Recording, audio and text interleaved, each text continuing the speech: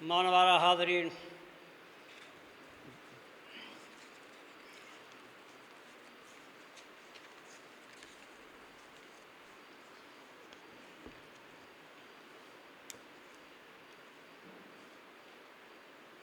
ही रिश्ता नाता निभाइण वारा, ही रिश्ता नाता निभाइण वारा, जे सॾ में सॾु मिलाइण वारा, जे हरगिज़ न मुंहुं मटाइण वारा, जे रुठल रूह रिझाइण वारा, से जीए जियारा केॾांहुं विया, उहे माण्हू प्यारा केॾांहुं विया। सॼो की तहरीती गॾिजाणी जी जंहिं शख़्सियत जे यादि में सहेड़ी वई आहे उहो आहे सुहेल फैसल अबड़ो, जेको रत जे रिश्ते में मुंहिंजो भाईटियो आहे, मगर इल्मी अदबी समाजी ऐं सक़ाफ़ती रिश्ते में मुंहिंजो दोस्त हो। मुंहिंजे हिकु दोस्त सुहेल जे मरतीअ ते मूंसां तहज़ियत कंदे बेबाकी सां अंदर जे उन्हाईअ मां ॾुख वंडींदे अहिड़ा त अणतकिया अल्फाज़ चई ॾिना जो उन वक़्तु मूंखे मुंहिंजे हिन अमूल भाइट जे क़दुरु जो अहसासु थियो त वाक़ई बि सुहेल ख़ासि तौरु इल्मी अदबी दुनिया में हिकु बहितरीनु कंपेयर, आबादी दुनिया जो अनमोल हीरो, सयाहतो सक़ाफ़त ऐं समाज ते गहरी नज़र रखण वारी मुनफ़रद शख़्सियत जो मालिक हो। हिन पंहिंजे ख़ानदानी सुञाणप जंहिंजा नक्श ऐं असरात जनाब ग़ुलाम रसूल ग़ुलाम हालाई, जनाब अनवर हालाई, जनाब साकी हालाई ऐं जनाब मंसूर विरागीअ जहिड़नि अज़ीम इल्मी अदबी शख़्सियतुनि जे वजूद सां क़ाइमनि खां हटी करे पंहिंजी हिकु अलॻि सुञाणप ऐं हैसियत खे मञायो आहे, जंहिंखां क़तई बि इनकार नथो करे सघिजे। अल्हम्दुलिल्लाह, कुदरत असांजे ख़ानदान खे जंहिं ॾात सां नवाज़ियो आहे उन जी बरकत सां बचपन वारे बादशाही दौर खां तख़लीक़ी हरकतूं तक़रीबन हर फ़र्द में सिरजंदियूं रहंदियूं आहिनि ऐं माशाअल्लाह सुहेल फैसल पिणु इन्हनि असरात खां मुतासिर हो। पंहिंजे हम असर सौटनि, हम क्लास दोस्तनि ऐं पाड़े जे हम ख़्याल साथियुनि जे सथ सां इल्मी अदबी ऐं समाजी ख़िदमतुनि सां पंहिंजो नालो निमायान कयो। उहो निसाबी तइलीम में महिनती होशियारो, इंजीनियरिंग जी डिग्री हासिलु कई, मगर पंहिंजे ज़हनी क़ल्बी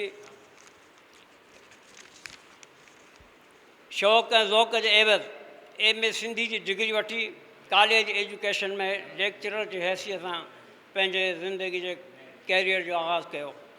सुहेल मुख़्तलिफ़ मौज़ूअनि ऐं एक्टिविटीज़ जे हवाले सां मौक़ियो ऐं महल ॾिसी बहस मुबाहिसो बि कंदो, कॾहिं कॾहिं मुंझाइण वारी सूरत हाल में लफ़्ज़नि जी जोड़जक, उचार, लफ़्ज़नि जो असली मायनाऊं, सिंधी ॿोलीअ जे ठेठ लफ़्ज़नि जी बीहक ऐं सुञाणप बाबति हिक ॿिए खे मशवरो ॾियण में हिजाब न कंदो हो।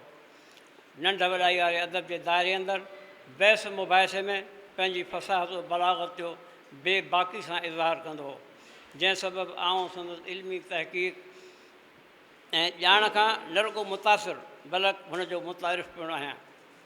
दाग़े फ़िराक ते विछोड़े जो वढु ॾियण खां कुझु महीना अॻु में असां हज़रत मख़दूम नूह रहमतुल्लाह अलैह जे चौकुंडी अंदरि मदफ़ून मख़दूम ख़ानदान जे इल्मी ऐं दीनी उस्ताद हज़रत मियां ईसा रहमतुल्लाह अलैह जी तुरबत खे मुतनाज़िर बनाइण वारे मामले ते हिकु बहस में उलझियल हुआसीं। मूं सुहेल खे चयो त आउं इन मामले बाबति पंहिंजो नुक़्ते नज़र तहरीर करणु चाहियां थो, जेतोणीकि हू इन बाबति सहमत में न हो, जीअं त एतदाल पसंद हो ऐं इन क़िस्म जे जज़्बाती मामलनि में मुहतात रहण जी कोशिशि कंदो हो। बहरहाल मूं पंहिंजो नुक़्ते नज़र पेश कयो। हीअ हिकु अलॻि मौज़ू आहे जंहिंखे हिते शामिलु करण जो मक़सदु फ़क़ति इहो आहे त सुहेल मुंहिंजे दरमियान इन क़िस्म जे इल्मी अदबी ऐं समाजी ऐं तारीख़ी मामलात ते कचहरियूं ऐं मशवरा थींदा रहंदा हुआ।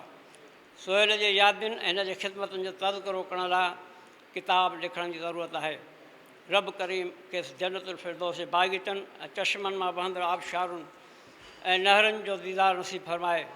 उहो अलाह जे उन्हनि ख़ूबसूरत फितरी निज़ारनि खे ॾिसण पसण लाइ हिन दुनिया में बेताब रहंदो हो। वक़्तु ब वक़्तु अलाह जे वजूद जो मुशाहिदो करण लाइ कंहिं न कंहिं वादी जो सफ़रु संभालींदो हो। सुहेल जे नाने ऐं मुंहिंजे मामे मरहूम उस्ताद ग़ुलाम रसूल ग़ुलाम हलाई मरहूम जे वर्सीअ जे हिकु तक़रीब में मूं हिकु शेर पढ़ियो जंहिंजो उनवान हो सालगिरह ऐं वर्सी। न मालूम छो इन शेर जा अल्फाज़ उन्हनि जो मफ़हूम मक़सदु हिन पंहिंजे दिलो दिमाग़ ते के गहरी सोच वारे अंदाज़ सां महसूसु कंदे न रुॻो उन महल पर वक़्तु ब को अहिड़ो मौक़ो ईंदो हो त उनजे पसंदीदगी जो इज़हार कंदो हो।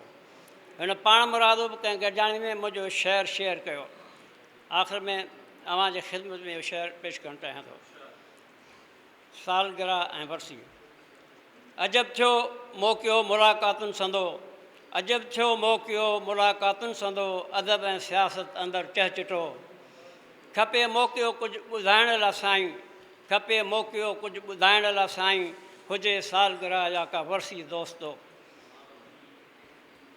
जॾहिं साल पंहिंजी बहारी लुटाए, जॾहिं साल पंहिंजी बहारी लुटाए ख़िज़ाना वरे थो त ख़ुशि थी माण्हू सालगिरह था मल्हाइनि।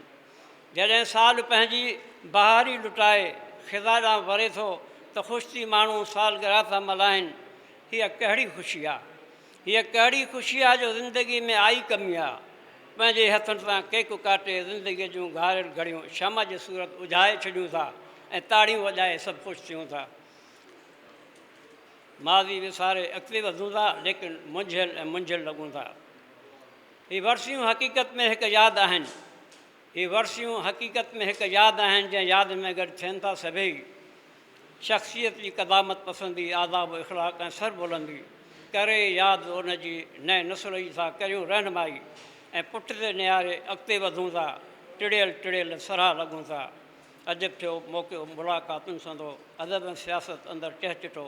खपे मौक़ियो कुझु ॿुधाइण लाइ साईं, हुजे का सालगिरह या का वर्सी दोस्त। अस्सलामु अलैकुम।